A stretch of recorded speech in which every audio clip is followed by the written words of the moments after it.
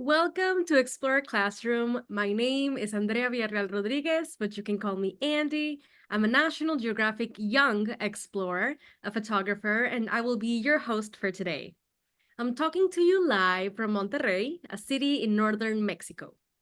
We are so excited to have you joining us for another event in the Explore Classroom Storytelling series.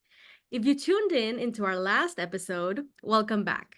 And if this is your first time joining us, we are so happy you're here.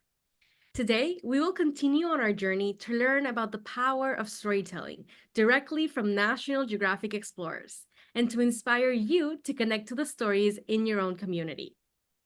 National Geographic's approach to storytelling is focused on finding the important and true stories around us and communicating them in a way that opens hearts, changes minds, and inspires action. It's nonfiction storytelling for impact. And throughout the storytelling series, we'll discover how our explorers do just that. We believe that anyone can be an explorer and that you have the power to make a difference in the world no matter how old you are. Before we get into today's lesson, I'd like to welcome all of the classes who are joining us today from around the world, especially IRK Presidentes Middle School in Mexico, the Lake and Park School in Canada, Colegio María Montessori in Argentina, John F. Kennedy Intermediate and Casimir Pulaski School from New York, USA. Thank you for being with us today. Our explorers today are Noel and Pragna Kok. They are film and television producers that are passionate about creating opportunities and unlocking barriers for African storytellers. Together, they have co-founded the community-centric organization, Nature, Environment, and Wildlife Filmmakers, or NEWF for short, to ensure that the stories of Africa are told by and from the perspective of African people. As you can see in this map, they are based in Durban, South Africa, but you can often find them running workshops at the Eaya Storytelling Research and Dive Center in Sotwana Bay, South Africa.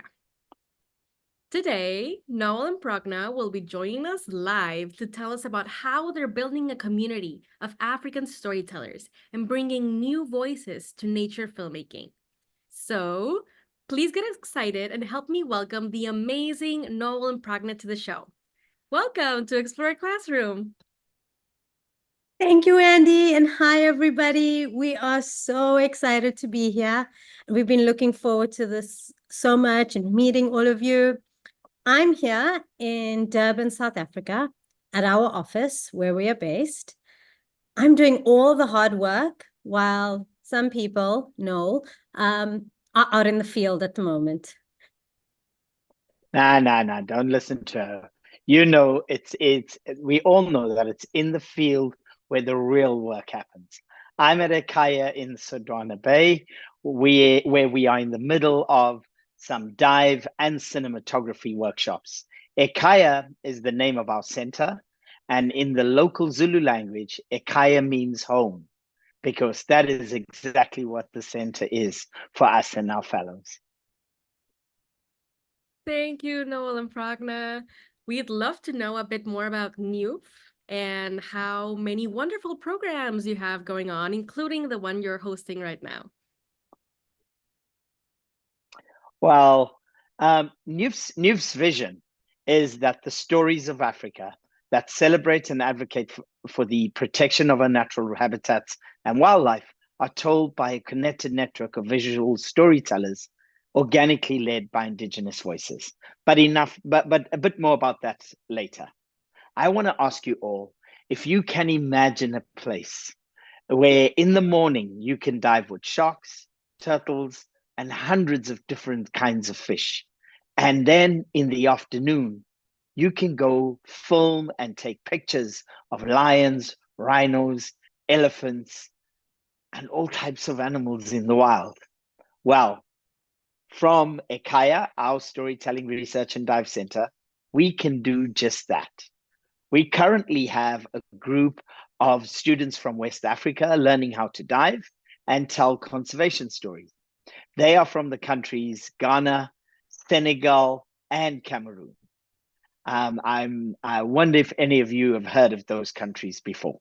But let me show you some clips of the behind the scenes of our day at Eaya.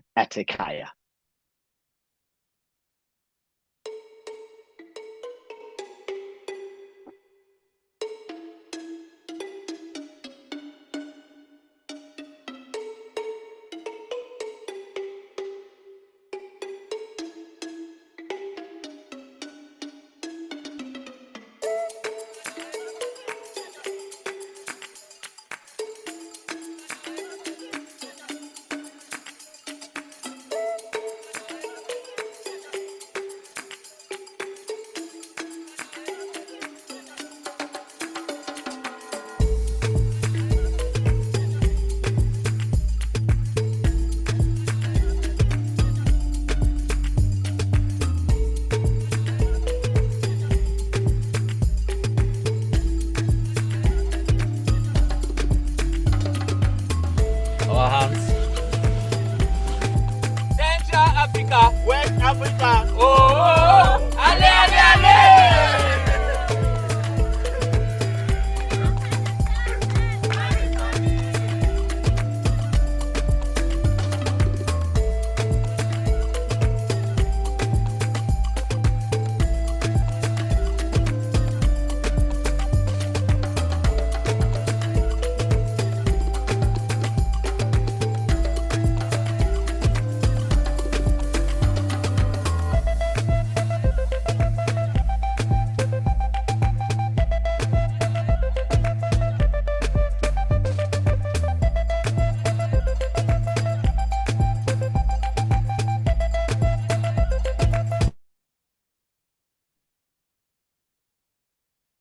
Yeah, I hope you enjoyed that. I just want to explain something. I'm sure some of you must be wondering, what is Africa Refocused? Because you can see it behind me on the TV screen. You can see it on some of the wetsuits and the T-shirts that everybody's wearing. But I just want to explain that Africa Refocused is one of our main programs. It's a collaboration between NEWF and National Geographic Society, and it's focused on changing the narrative so that the stories of Africa are increasingly told by and from the perspectives of African people. Do you know that in that video clip that you saw, 5 of the students are marine scientists? And this was the first time that they personally saw the marine life that they study. And now they are much better equipped to go back and tell the stories of the work that they do. The next clip I'm going to show you is a teaser of a film that we are producing, a powerful story of a young woman interacting with the natural environment. The film is about Slee, who grew up terrified of the ocean, and her journey to overcoming that. I hope you enjoy it.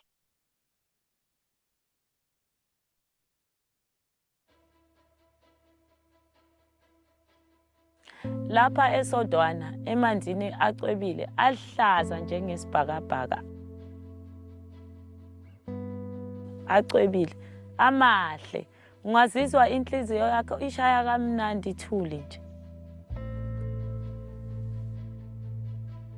Into eyenza ukuthi sithi akukho lula ukukhula usatshiswa ngamanzi. Kodwa kumnandi kuyenzeka futhi. Ukugcuma kwami from esikepeni ngingena ngaphansi kwamanzi ngihlangana nofish inhlobonhlobo.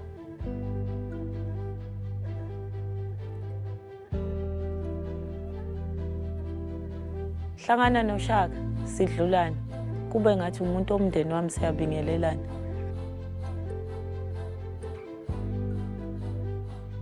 Ngihlangane ne-octopus izishintshela imbala yayo izidlulele.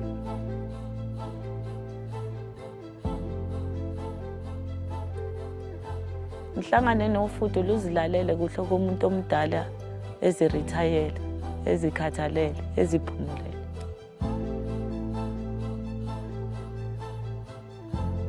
Kunofishi onobudlelwane nami. Lo fishi lo usitholela uzihambela wodwa nje. Uyazifanela nami. Njengokuqala kwami kwakungena emanzini, ngangingedwa nje. Ukube kuya ngami, ukube ngisihlalela khona ngaphansi kwamanzi.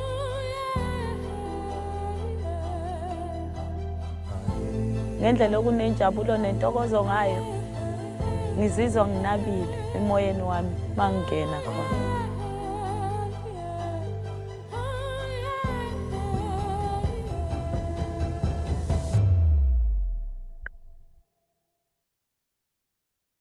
Wow, that film is so incredibly powerful. And those shots of the fish, absolutely stunning. It also looks like so much fun, especially from someone that has not dived ever. It would probably be my dream to go visit you in South Africa. And hearing that connection the protagonist has with the ocean environment is really impactful. And I really love this phrase that she said about how she considers the fish and the marine life her family. I thought that was beautiful. And it's so important for all of us to find connections, stories of connection with the natural world. And that leads me to a question for our special audience today. I mean, while South Africa and the entire African continent, it's absolutely stunning and beautiful, and we would love to go there. There are lots of stories we must tell in our communities first. And my first question for all of you watching is, what are some of the natural areas near you that have stories that need to be told? Students, please share your answers with your class and your teacher. And teachers, please type some of the answers you hear in the chat bar. Once again, the question is, what are some of the natural areas near you that have stories that need to be told? And while we wait for some answers to come in, I can give an example. I live a couple of minutes away from a beautiful national park called Cumbres de Monterrey. Our largest river, the Santa Catarina, originates among its towering mountain peaks. And this park attracts numerous visitors, ranging from casual hikers to professional climbers from all around the world. And some families even live there for generations, working to conserve the park by planting trees and protecting local wildlife. So that was my example of some natural areas near my community that I would love to tell stories about. And now I'm going to read some of your great answers. We have from class 5O, Tibbetts Park, Smith's grade 8 say carvings in Cottonwood Park because trees have old indigenous carvings on them.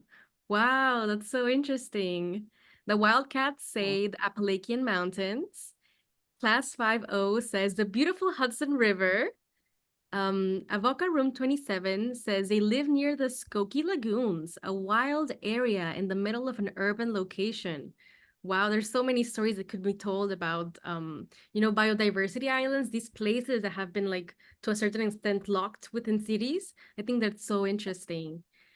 And we also have an answer from Mrs. Purdu's classroom champions that say that they would love to explore the Detroit River and the Great Lakes surrounding them in Michigan.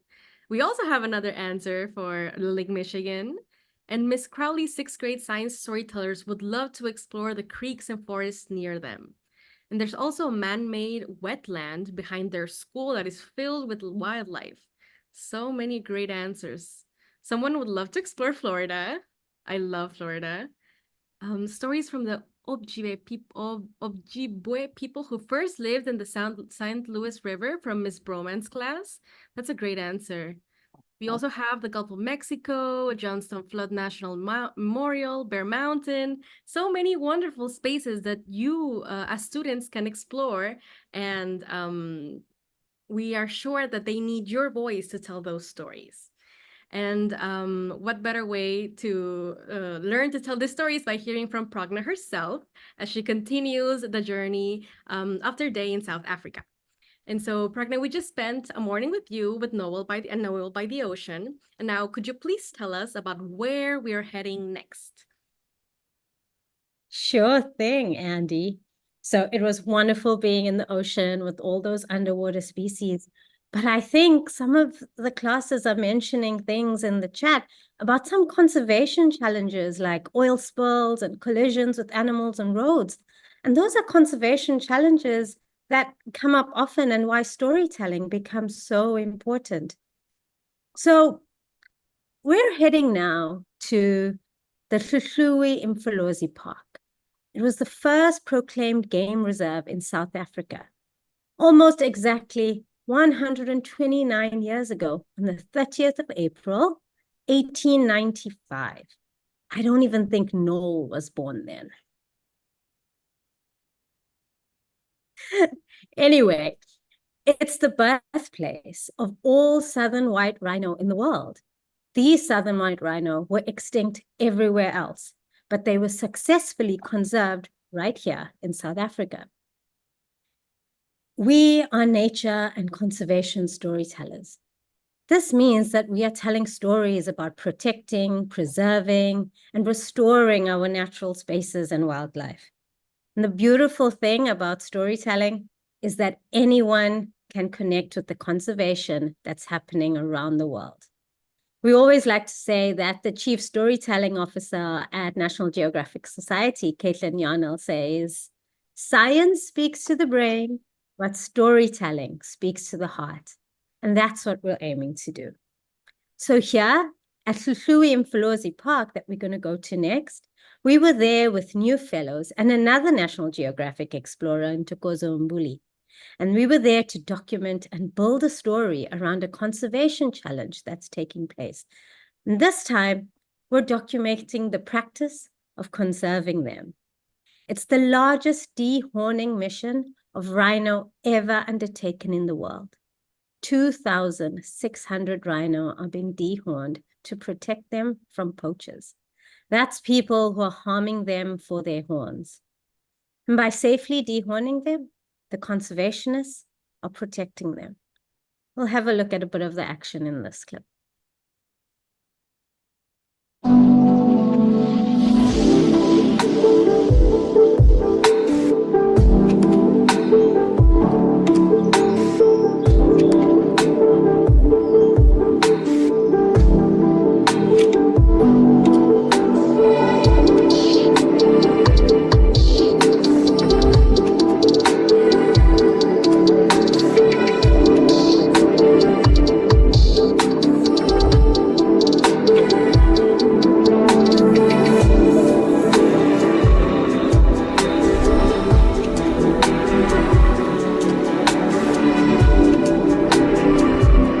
Rhinos are our heritage. Hluhluwe Mfolozi Park is known for bringing less than 100 southern white rhino into over almost 30,000 numbers. As Africans, we should be proud of it because not everybody's got what we have.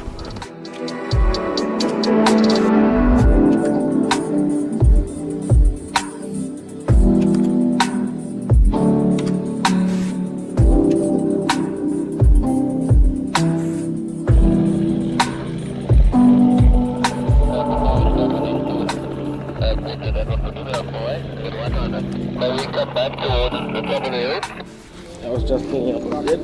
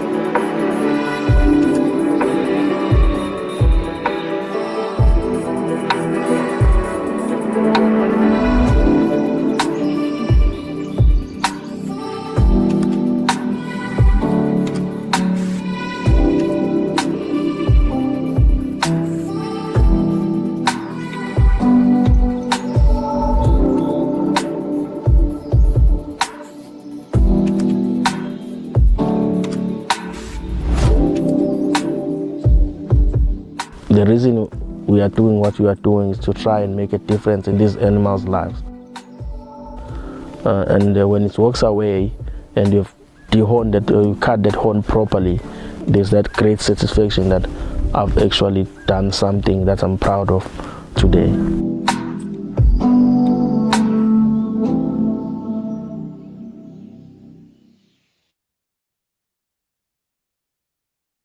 So there you got to see some of the behind the scenes of the fellows filming, as well as some of the action and the conservation that was taking place. And I just want to remind everybody that the rhinos are not harmed at all during this process. And the dehorning is done by qualified veterinarians who know exactly what they're doing to keep the rhino safe. And by cutting their horn, it's like cutting your nails. It's going to grow back, but it's done to protect them. Yeah. Thank you, Pragna, for clearing that up. And this story was so incredibly inspiring. I loved seeing you out in the field, and it's so amazing to see the journey that these new storytellers are on. But also the powerful opportunity that you guys are giving them to tell stories about such critical conservation work. And I mean, it's been quite a journey. We've been with you both in the ocean, in the savannah, and now it's time for our students to start thinking like storytellers. And so we saw the film about the experience of the women in the beautiful ocean environment, the one with the beautiful fish. And now we saw this powerful conservation story about protecting rhinos. What are the elements of these stories that make them compelling?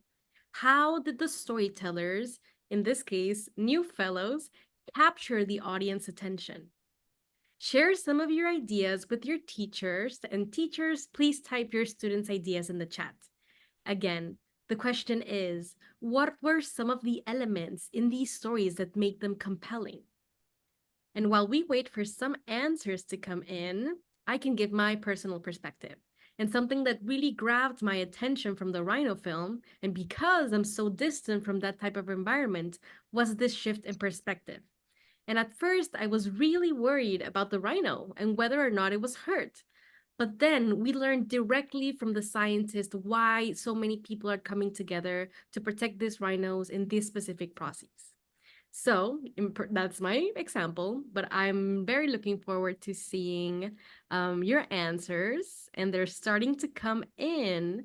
So Avaka Room 27 says that they showed scary things that aren't scary and included a lot of details and beautiful language. And we also have Smith's grade 8s that say there was a huge personal component. These are human stories. And Folks Ranch says that they had an interesting setting, first in the ocean and then in the South African story. And they also have video, photographs, and showcase not only the problem, but also the solution. This was from class 5.0. And Miss K's class says that they really liked seeing the end result about how the rhinos were successfully protected. And the Wildcats say that they really like seeing the environment and understanding the impact of humans on this space.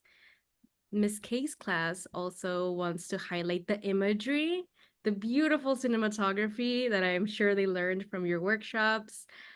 Folks Ranch also loved the music added to the mood, that they said. Miss Broman's class really admired the videos of the animals in the ocean and her storytelling. She said that her class considers it's very beautiful. We also have some answers that say warm lighting, real world problems, people helping the rhinos, empathy, emotion. And these are such great answers. Thank you so much for sharing, and you really are all storytellers. And now we want to hear from Noel himself. What are some of the elements that you think about when crafting stories like the ones we saw today? Yeah, thank you, Andy.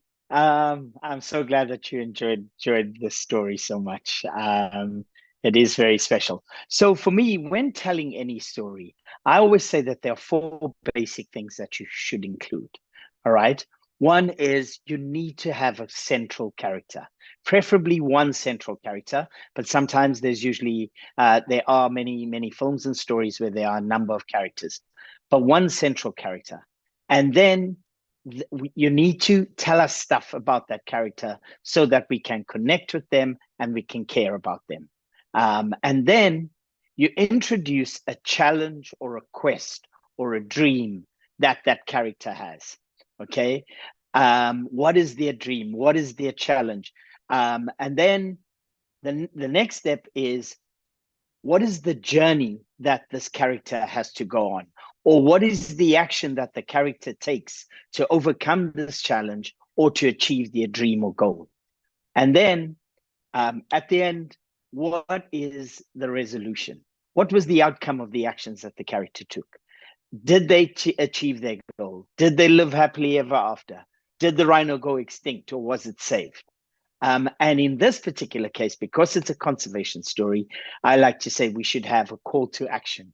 And in the case of conservation, what is your call to action for impact? And in this case, for me, it's like, let's save the rhino.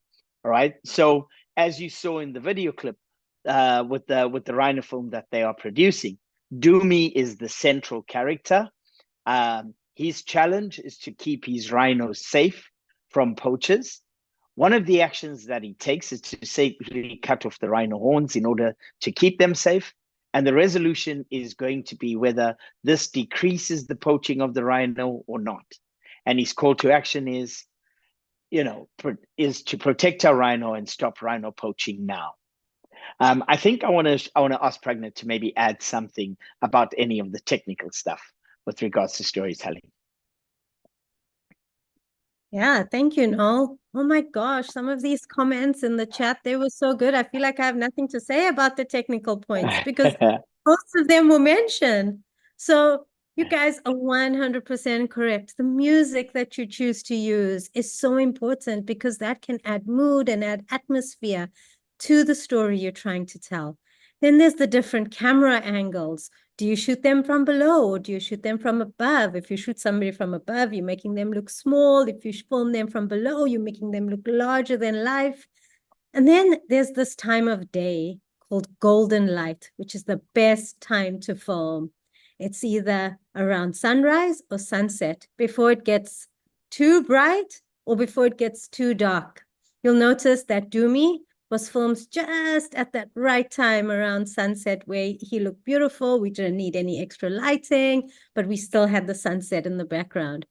And then when you're filming in the ocean, you have to make sure that there's good visibility. Unfortunately, filmmakers have absolutely no control over that. It's only nature, and if it's a bad ocean day, it's a bad ocean day. So you just got to hope for the best that you get good visibility so you can get those great shots of the underwater marine life. Yeah. Thanks, Noel and Pragna. These are fascinating. And thank you so much for taking us through some of the elements of a powerful story, not only during the building of the narrative, but also while you're shooting out in the field, no? So it's very interesting.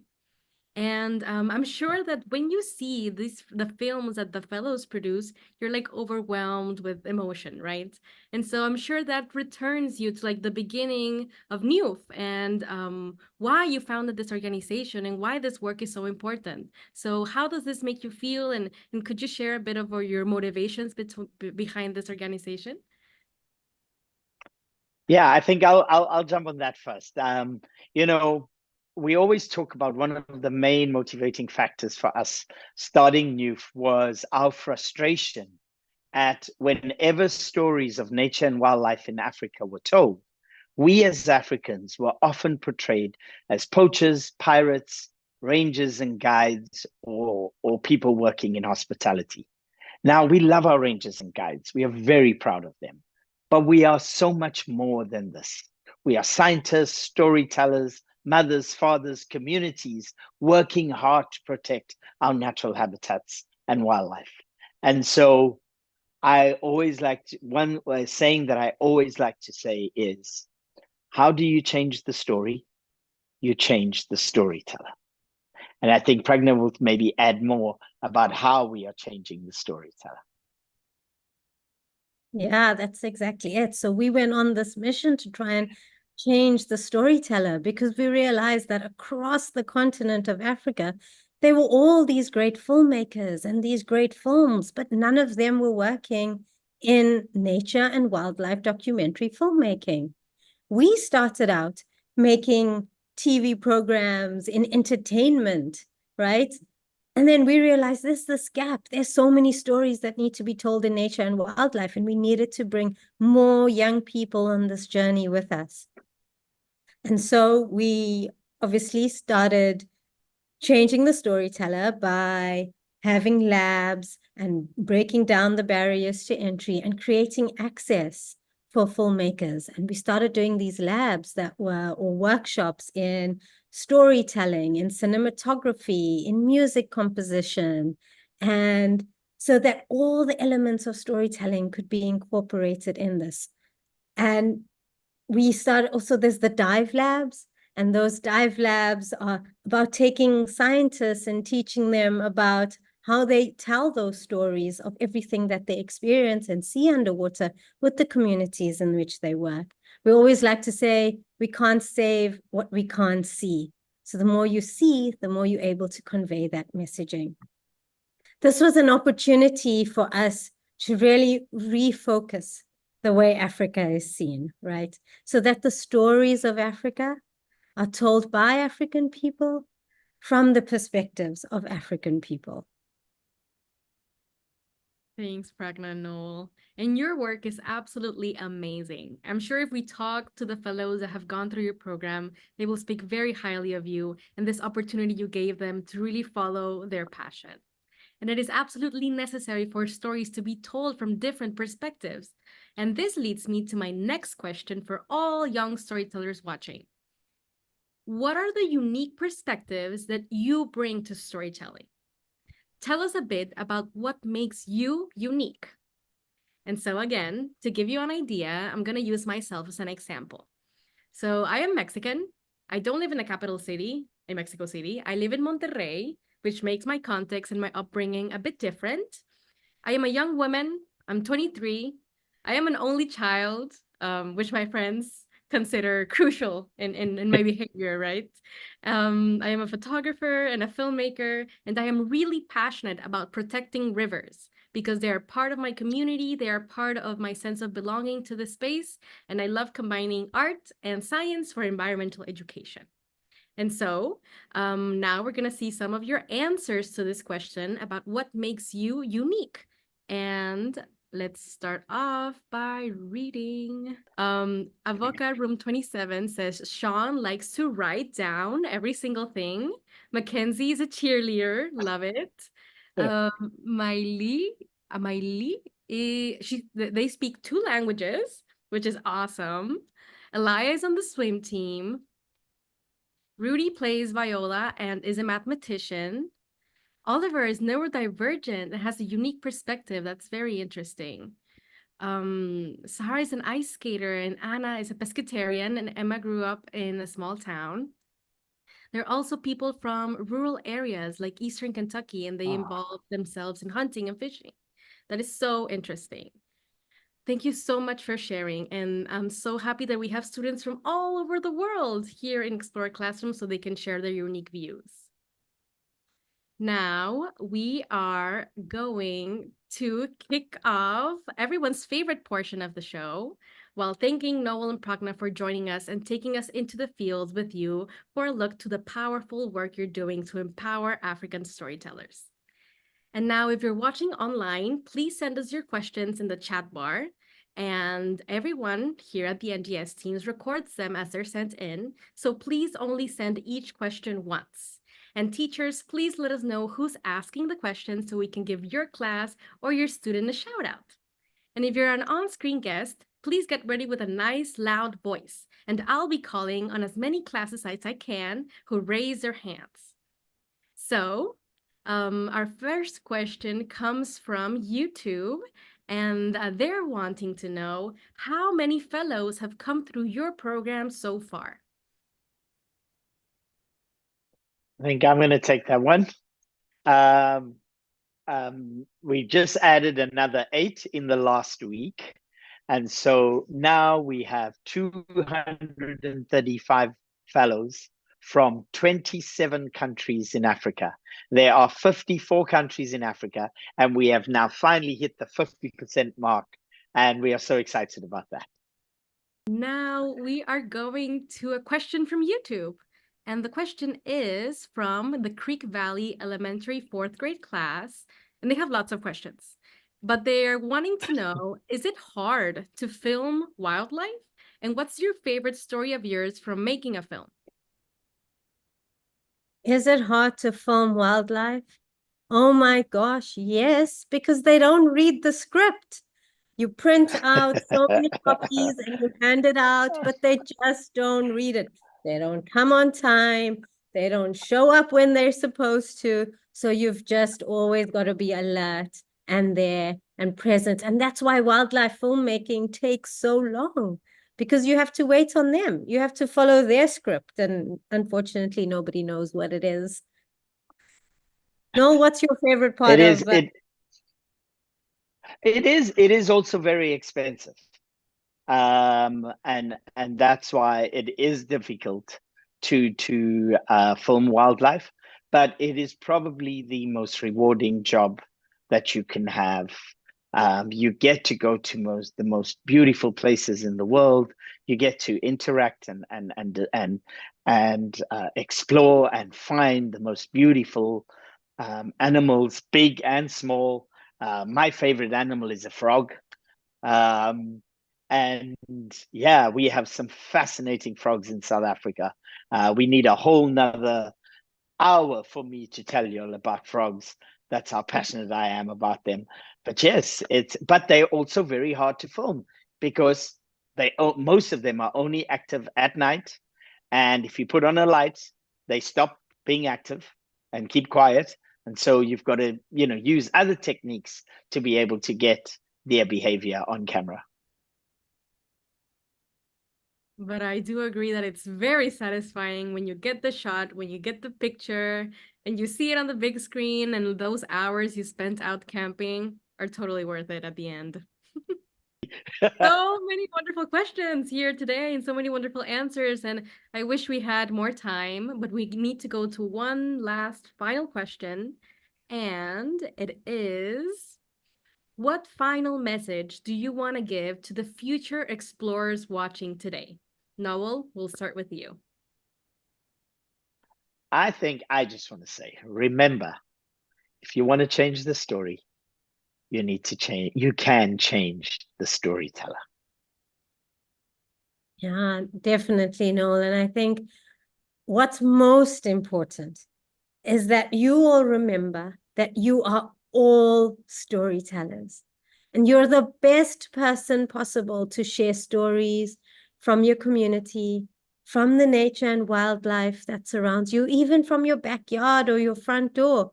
You're the best person qualified to tell your story. So don't let anybody stop you. Just go out there and capture those moments. Exactly. Thank you so much, Noel and Pragna, for joining us today and inspiring us with your work and that beautiful final message. Bye. We'll hopefully see you soon in your side of the world again.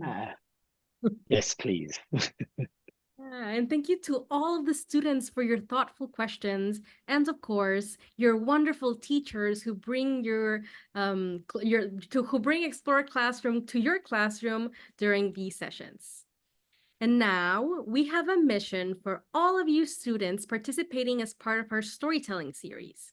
This week, your mission is to find the story in a scene. So we heard today about how stories can connect us, make us feel a certain emotion, and bring out unique perspectives. As you practice what it takes to be a storyteller, you will continue to explore these ideas in your next mission, as you share your reflections on a few of my photographs. You will be amazed of how much can be communicated in just one image, and I'm very looking forward to reading all of your interpretations. Teachers, please use the Educator Mission Guide to learn more about this specific mission. We are dropping the link to the guide in the chat right now, and it will be linked in all email communication from us throughout the series for easy access. Thank you again for joining the second episode of the Explore Classroom Storytelling series. Next, we will be joined by Explorer Ashley Lamb Sinclair and educator William Anderson to learn about the little-known stories of people and places all across the United States. Thank you again and have a wonderful day. Stay curious and keep exploring. We'll see you next time on Explore Classroom. Bye!